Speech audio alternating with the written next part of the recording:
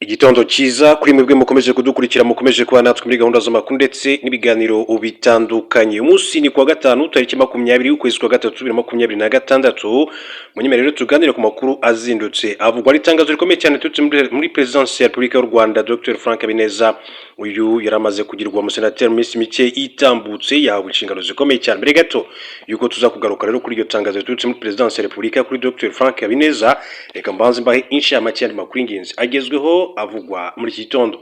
Pentagon yasabye izindi miliyari amagana z'amadolari yo gushyira mu ntambara. Pentagon ni minisiteri y'ingabo cyangwa se minisiteri y'intambara ya Leta Zunze Ubumwe za Amerika, yasabye White House kwemeza inyongera ya miliyari magana abiri z'amadolari yo gushyira mu ntambara muri Iran nk'uko bivugwa na Washington Post, gusa bigomba kubanza guca mu nteko ishinga amategeko ya Leta Zunze Ubumwe za Amerika. Mu kuboza inteko ishinga amategeko ya Amerika yemeje agahigo cyangwa se record ya miliyari 901 z'amadolari y'Amerika y'ingengo y'imari igenewe igisirikare muri uyu mwaka, ariko Perezida Donald Trump yakomeje gusaba ayandi. Yavugaga ko iyo mari igomba kugera kuri trilliard 1.5 z'amadolari y'Amerika muri 2027 kugira ngo ikemure ibyo yise ibihe bigoye kandi biteye inkeke. Iyo ngengo y'imari yifuza niyo gufasha Amerika kubaka igisirikare cy'inzozi kizakomeza gutuma icyo gihugu gitekana nk'uko Trump yabivuze mu kwezi kwa mbere. Kugeza ubu igiciro cy'intambara Amerika imaze gutanga ntabwo kiratangazwa ku mugaragaro. Amakuru atangwa n'ibiro ntaramakuru binyuranye avuga ko Amerika yakoresheje hejuru ya miliyari 11 z'amadolari y'Amerika mu minsi ya mbere y'ibitero byayo kuri Iran.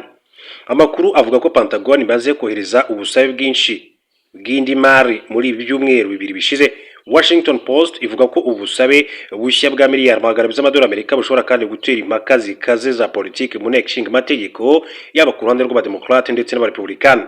Bwana White House rero muri Perezida Donald Trump akaba yavuze ko kugira ngo bavuge ku busabe bw'ibitangazamakuru kuri inkuru bizakomeza kandi kuganirwaho mu bihe bitandukanye. Muri Cameroon reka mbabwire ko urukiko rwakatiye umugabo urwo gupfa arashwe urufa hamwe no kwica umwana w'imyaka igera kuri 6. Urukiko rwo muri Cameroon rwakatiye umugabo urwo gupfa arashwe urufaya nyuma yo guhamwa n'icyaha cyo kwica umwana w'umuhungu w'imyaka igera kuri 6, icyemezo cyateje kwibazwaho cyane muri icyo gihugu. Kuva umwaka ushize witwa Dagobert Nwafo yakomeje kuburana ku kwica ateye icyuma inshuro nyinshi umwana witwa Matisi Wanji umurwa mukuru Yaounde. Mu kwiregura kwe bivugwa ko Nwafo yavuze ko ibyo byabaye nyuma yuko agiranye amakimbirane na se wuriya mwana agakora ubwo bugome mu kwihorera. Uyu mugabo yaciwe ihazabu ya miliyoni 500 z'amadolari z'amasefa, no kuvuga asaga miliyari 1 na miliyoni 200 z'amafaranga y'u Rwanda nk'impozamarira ku muryango wiwe.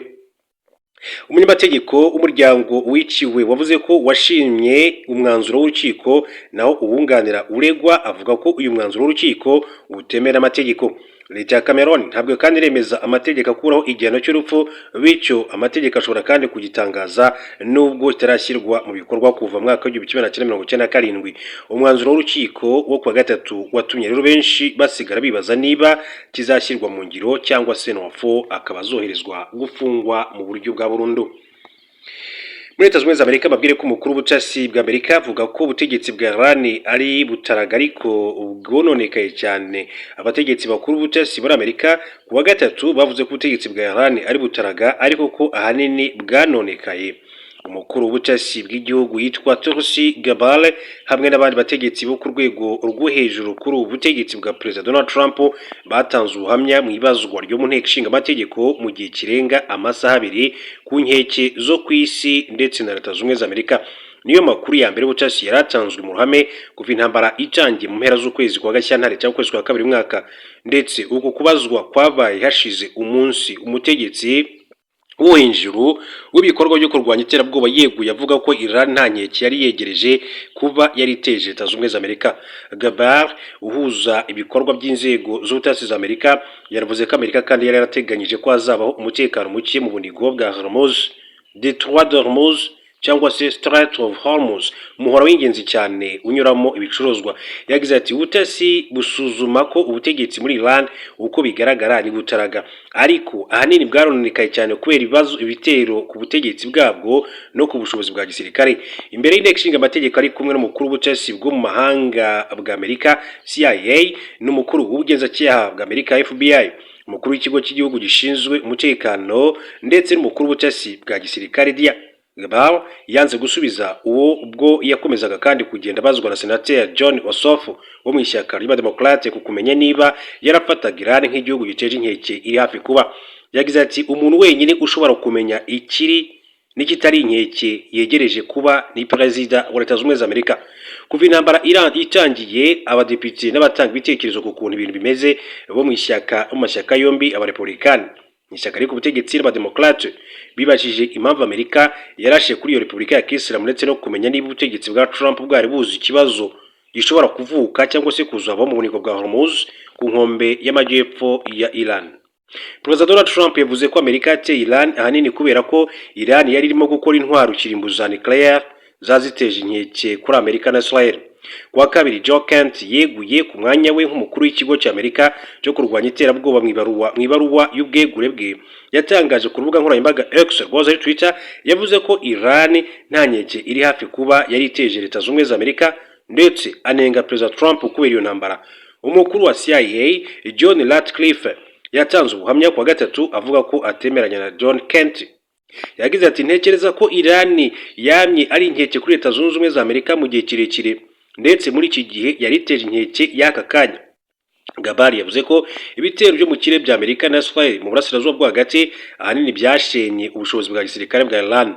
Yaravuze ko inzego z'ubutasi za Amerika zasuzumye zabonaga ko Iran yari irimo kugerageza gukira iyangirika rikomeye cyane ry'ibikorwa remezo bya nuclear byayo ryabaye mu ntambara y'imisi 12, ndetse ko yakomeje kwanga kandi kubahiriza inshingano zayo zijyanye n'ibyaha bya nuclear.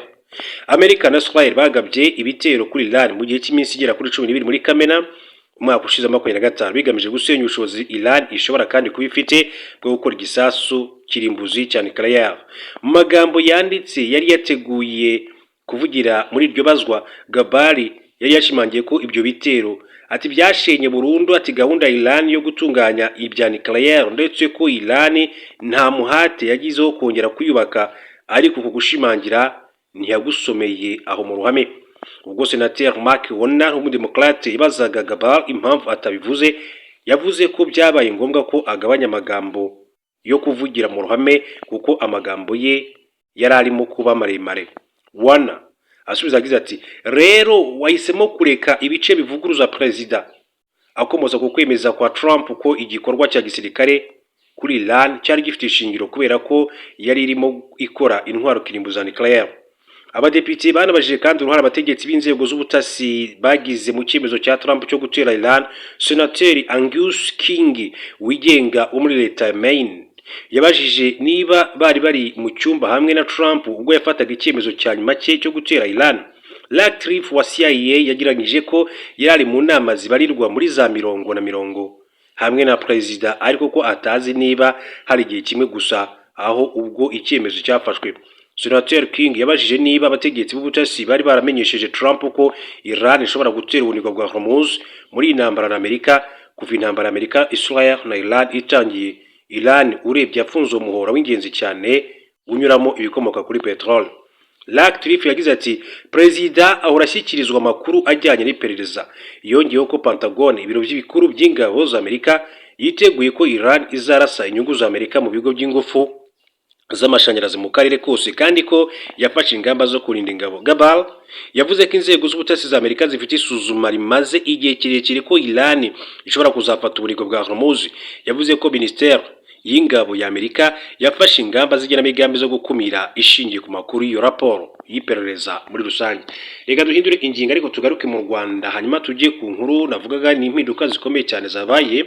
Uwitwa Dr Frank Habineza, uyu nguyu rero umuyobozi w'ishyaka rya Green Party of Rwanda, ariko kandi aherutse kugirwa umusenateri mu nteko ishinga amategeko y'u Rwanda. akaba rero ku munsi w'ejo yarahawe inshingano nshya, akaba uyu muyobozi w'ishyaka riharanira demokarasi no kurengera ibidukikije mu Rwanda Senateri Dr Frank Habineza yatorewe kuba umuvugizi w'ihuriro ry'igihugu nyunguranabitekerezo ry'imitwe ya politiki NFPO.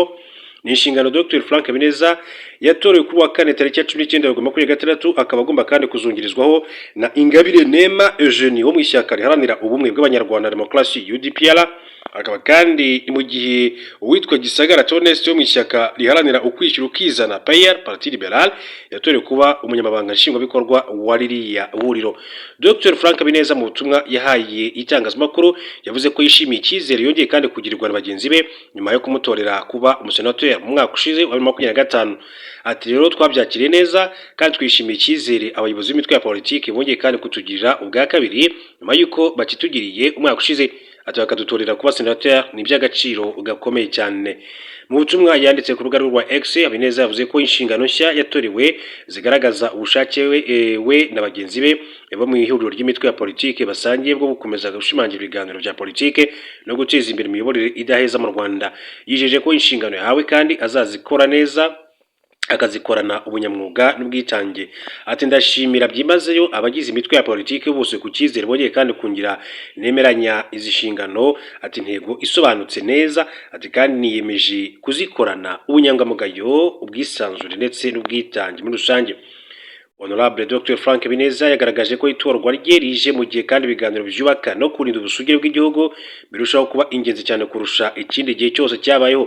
Yunzemo ati nzaharanira ko iri huriro ry'imitwe ya politiki rikomeza kuba urubuga rukomeye cyane rw'ibiganiro, guhuza ibitekerezo ndetse no guteza imbere amahame ya demokarasi. Inshingano dusangiye ni ugutanga umusanzu ugaragara mu kwimakaza ubumwe bw'abanyarwanda, imiyoborere myiza n'iterambere rirambye, tunaharanira ko ijwi rya buri muturage kandi ryumvwa kandi rikubahwa.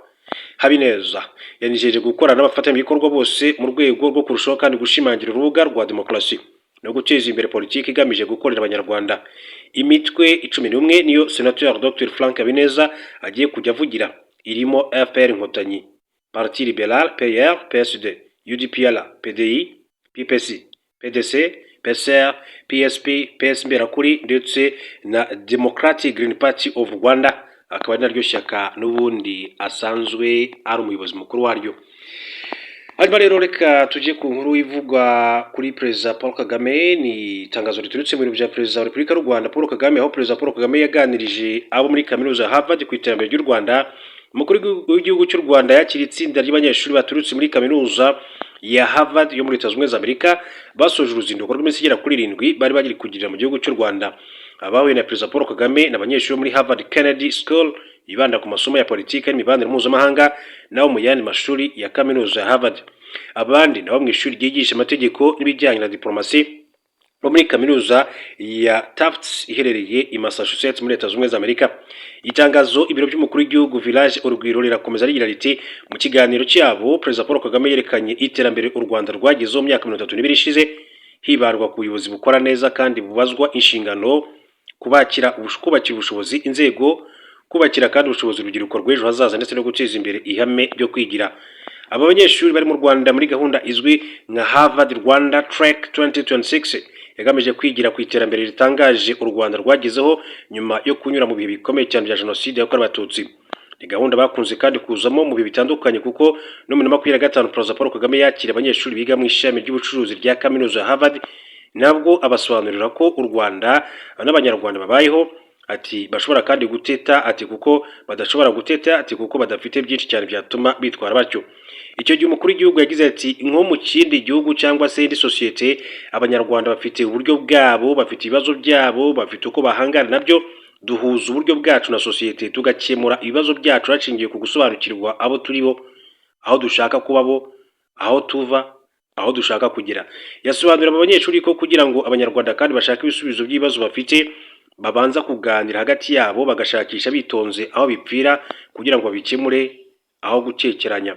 Icyo gihe Perezida Paul Kagame kandi yavuze ko u Rwanda rumaze gutera intambwe zikomeye mu iterambere ariko ko rutateteye imbere muri byose. Hanyuma rero yagize ati mu by'ukuri turabizi ko hatewe intambwe nyinshi cyane ariko ntabwo twateye imbere muri byose. ati nta nubwo tugomba kandi gutera imbere muri byose ariko tugerageza kandi gutera imbere mu byo bituraje ishinga ariko nta n'impamvu yo guteta. Aba banyeshuri baje Harvard Rwanda Track 2026 ku itariki ya 19 Werurwe 2026 nabwo basuye icyicaro gikuru cy'ingabo z'u Rwanda Rwanda Defense Force RDF baciye n'umuvugizi w'ingabo z'u Rwanda Brigade General Ronald Rwivanga mu izina ry'umugaba mukuru w'ingabo z'u Rwanda. Iryo tsinda ryasobanura impinduka n'iterambere RDF imaze kugeraho kuva mu mwaka w'1994 n'uruhare rwayo ku mutekano wo ku mugabane wa Afurika. Barasobanura intambwe u Rwanda rumaze gutera mu bumwe ubwiyunge n'iterambere hamwe n'uko ibyo byagezweho bigomba kandi gusigasirwa.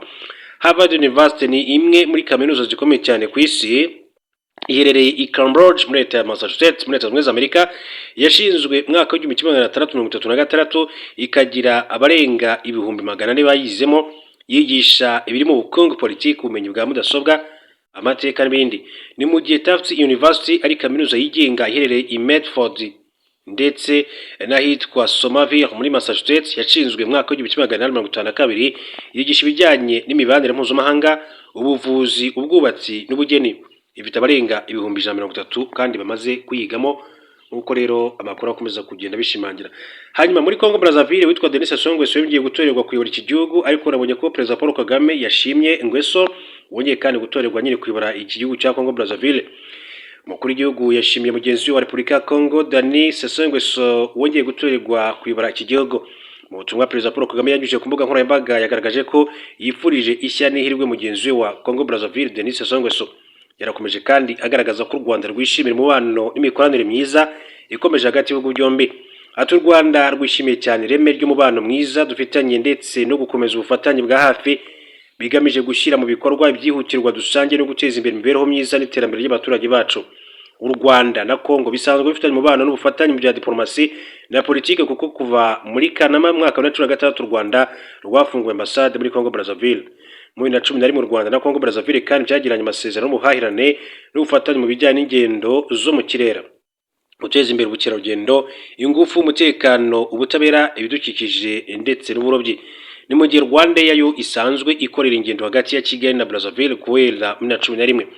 Mu gushyingura 2021 ibihugu byombi kandi byagira amasezerano y'ubutwererane mu bya gisirikare, ubufatanye mu kuzamura imyigire n'imyigishirize muri kaminuza, ubutaka, ubufatanye kandi mu iterambere rirambye, kubungabunga ibidukikije, guteza imbere ubucuruzi hagati y'ibihugu byombi no gukomeza kandi kwagura ubufatanye mu guteza imbere ingendo zo mu kirere. Ni amasezerano yashyizweho umukono n'uwari Minisitiri w'Ububanyi n'Amahanga w'ubutwererane w'u Rwanda Dr Vincent Biruta, n'uwari Minisitiri w'Ububanyi n'Amahanga wo guteza imbere ubufatanye hagati ya leta n'abikorera muri Congo Brazzaville yitwa Denis Christophe Sassou Nguesso.